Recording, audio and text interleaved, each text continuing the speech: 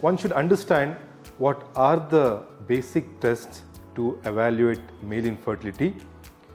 Hi, I am Dr. Pramod, consultant uro-andrologist. So, male factor contributes to around 40 to 50% of the infertility cases, which means man is also the cause when a couple are unable to conceive in nearly 40 to 50 cases out of 100.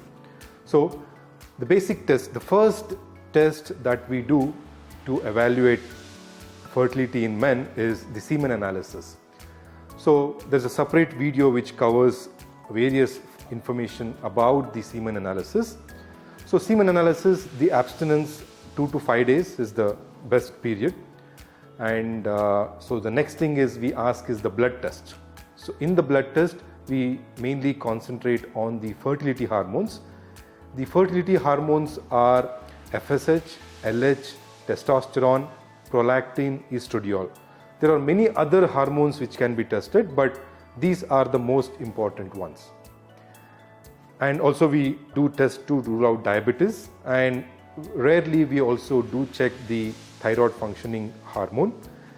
So these are the blood tests that we do, and we occasionally ask for the ultrasound scan in cases like on clinical examination in the hospital when we find that there is varicocele, means there is dilated blood vessels in the scrotum with weakness in the valves, which is called as a varicocele. So we clinically diagnose that, and then subsequently we do an ultrasound scan to confirm the presence of the varicocele.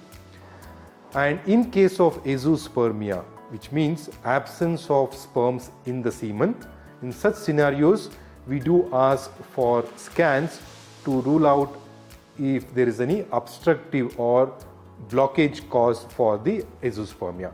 So the ultrasound scan that we do for azoospermia is a TRUS scan, TRUS, which is transrectal ultrasonography, to check whether if there is any blockage in and around the seminal vesicles or the ejaculatory duct.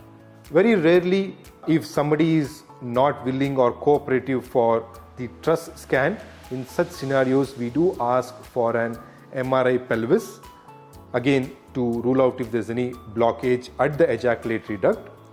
And in some scenarios wherein conditions like hypogonadotropic hypogonadism, where all the hormones, fertility hormones, FSH, LH, testosterone are very less, in such scenarios we do ask for MRI of the brain to see if there are any pituitary gland. It's a small gland, tiny gland in the head. Some abnormalities of this small pituitary gland can also lead to some hormonal disorders which can eventually lead to azoospermia. So in the scanning we may ask for ultrasound scan of the scrotum, the TRUS scan, MRI pelvis and MRI of the brain.